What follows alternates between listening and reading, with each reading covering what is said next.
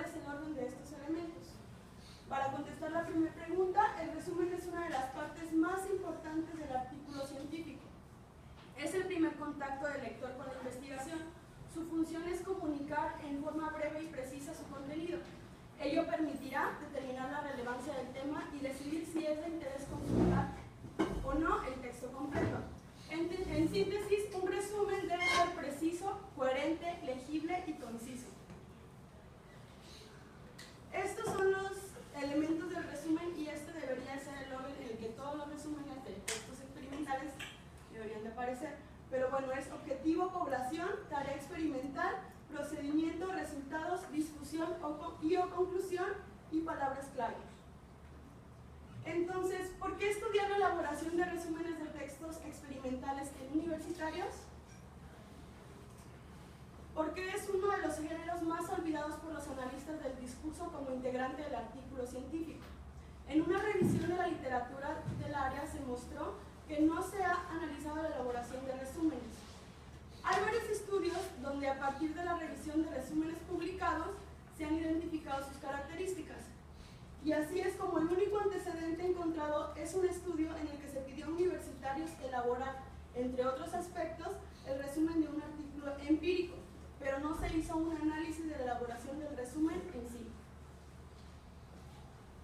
Entonces, ¿cuál es el objetivo de este trabajo? Analizar la elaboración de resúmenes de textos experimentales con exposición a ejemplos. ¿Cuál es la población y el escenario? 20 estudiantes de la licenciatura en Psicología de la Universidad de Guadalajara. El criterio de inclusión es que se encuentren cursando entre el quinto y el séptimo semestre o equivalente al 50-70% de créditos. Y además que no tengan familiaridad o experiencia con la tarea. El escenario es el ya conocido Laboratorio de Aprendizaje Humano del centro. Este es el diseño y los materiales que utilizamos para nuestro trabajo. Existen dos grupos, uno experimental y otro control. Los dos se someten a las mismas condiciones experimentales con una variación en la segunda. Ahorita lo voy a explicar. Lo primero que hacen es una prueba diagnóstica, la cual es un cuestionario de 5 preguntas que permite identificar dos cosas: el concepto, elementos y orden del resumen de un texto científico y la historia referencial con artículos experimentales del participante. Después se someten al programa y aquí en el programa ellos tienen que leer un artículo experimental, ordenar oraciones y después elaborar un resumen. Lo hacen ambos grupos. El primer texto el que ellos leen es de Guerrero y Ortiz del 2007.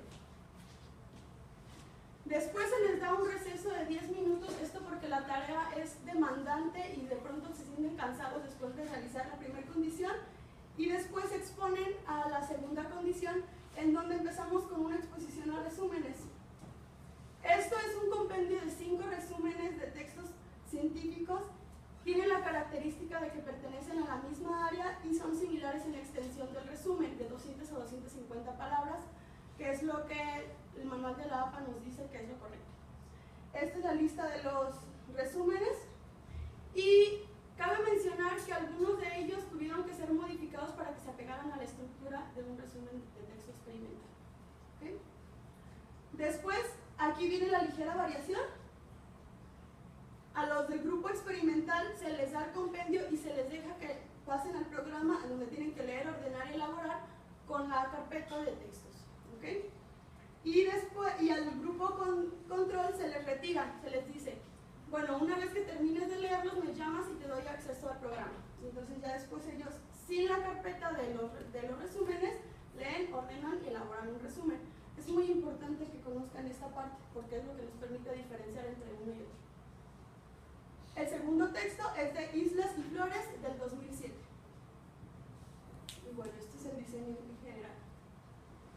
¿Cuál es el análisis preliminar que tenemos hasta ahora? Lo he dividido en 3 partes, espero que sea entendible. Si necesitan ver una tabla un poco más de cerca, lo puedo hacer, solamente. ¿Okay? Primero, ¿cuál es el número y orden de elementos de los resúmenes elaborados por participante?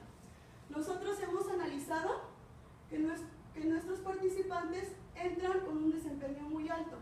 Esto probablemente debe ser a la historia referencial que tienen ellos con los textos experimentales. La mayoría de ellos mejora en sus elementos de acuerdo con el segundo resumen. Muy pocos se quedan en un desempeño igual o muy pocos bajan, solo 2. Esto porque como entran ya altos tienen muy poco margen de mejora. Y en la cuestión de orden nos damos cuenta que solo 2 de ellos ponen todos los elementos del resumen en el segundo, cuando ya tienen la exposición a ejemplos, pero cometen un error de poner la tarea experimental antes de la población.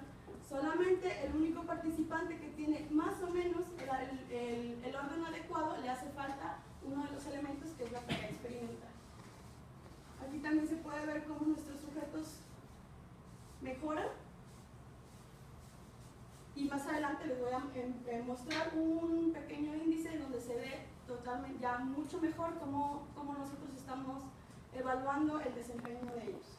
Aquí nosotros evaluamos la extensión de los resúmenes elaborados. Si recuerdan, el resumen de un texto experimental tiene que tener entre 200 y 250 palabras. Esas 2 líneas negras representan el margen que deberían de tener los resúmenes. Ninguno de nuestros participantes al inicio tiene un margen adecuado. Entonces, y al final muy poco se ajustan. Pero lo que sí podemos observar es de que todos disminuyen su extensión. Entonces, probablemente sí estén identificando esa característica del resumen en la extensión. Seguramente por el tipo de tarea se les hace un poco más difícil estar contando las palabras, ¿no? Ok, este es el índice de desempeño en elaboración de resúmenes con función hiperbólica. ¿Por qué quisimos mostrar una función hiperbólica? Porque consideramos que esta es la mejor manera de evaluar el desempeño, ya que nuestra función hiperbólica lo que hace es, el resultado viene de 0 a 1, tiene que estar aquí. Lo que hace, y estas son palabras excedentes después de 250 palabras, como puede ser una, como puede ser 1101, infinito. ¿Ok? Lo que hace es penalizar después de palabra excedente. Si ustedes se dan cuenta, después de 100 palabras casi penaliza el 50%. ¿Okay? ¿Cómo hacemos esto? No es algo que yo ponga ni nada, lo hace el programa. La fórmula para obtenerlo, por los que preguntaban la vez pasada, es el número de elementos incluidos en el resumen, por ejemplo 5, entre el número de elementos total del resumen, que siempre tiene que ser 7, y este resultado es una proporción y se multiplica por un factor. El factor es un valor de 0 a 1 que lo determina el programa en función de las palabras excedentes después de 250. ¿Okay? Y el resultado, pues en estos. Podemos observar aquí ya más finamente cómo es el desempeño de nuestros participantes. En el grupo experimental, 4 de ellos mejoran significativamente su desempeño y en el grupo control, 5 de ellos. Aquí son 8 muestra total hasta ahora, porque hay una persona que hace falta, 2 personas que hace falta que vengan, y aquí ya se cumplió. ¿Okay?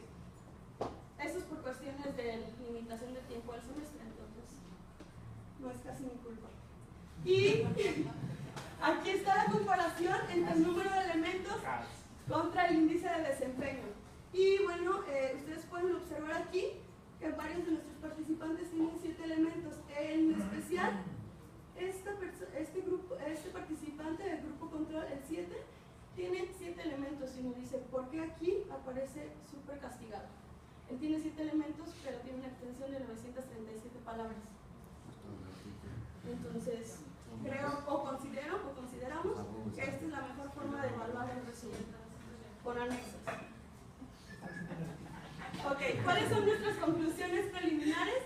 Al parecer, todos los participantes lograron identificar las características comunes de un resumen, dado que la mayoría de ellos observó una mejoría entre el desempeño 1 y 2. Sí existe una mejoría, a veces no mucha, porque ellos entran muy altos a la primera tarea.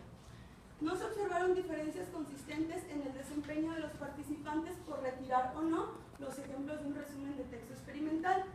Y por último, los datos se analizarán cualitativamente para identificar qué aspectos se ven afectados por la variable independiente manipulada, como son selección de palabras críticas o no, redacción, gramática, ortografía, ejecución en tiempo real, entre otras. Me hubiera gustado mostrarles un poco de la ejecución producción en tiempo real, pero el tiempo no es el adecuado, porque nosotros tenemos la ventaja de que podemos ver qué es lo que está haciendo el participante a la hora de escribir el resumen, qué borra, qué quita, qué pone, qué agrega, si borró todo y se desesperó y cerró el programa, ¿no? Todo eso lo podemos ver. Muchísimas gracias. ¿Preguntas?